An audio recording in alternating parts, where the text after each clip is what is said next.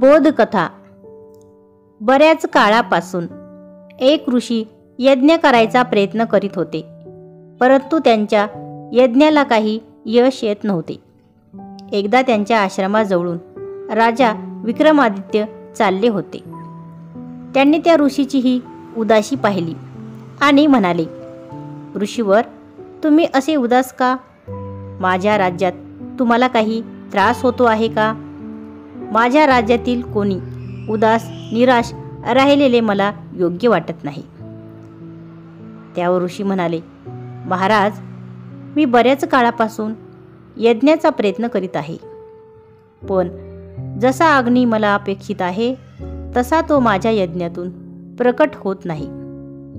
त्यावर राजे विक्रमादित्य म्यानातील तलवार काढून म्हणाले, एवढीच गोष्ट आहे ना, मी आता या क्षणी संकल्प करतो की जर आज संध्याकाळपर्यंत या यज्ञात अग्निदेव प्रकट झाले नाहीत तर मी या तलवारीने माझे शिर कापून या यज्ञात आहुती देईन.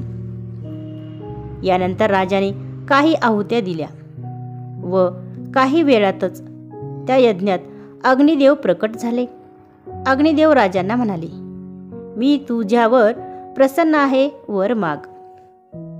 त्यावर राजा म्हणाले, या ऋषीची इच्छा पूर्ण करा, त्यांचा यज्ञ संपूर्ण करा, त्यांच्या यज्ञाचे त्यांना मनोवांछित फळ त्यांना मिळू द्या.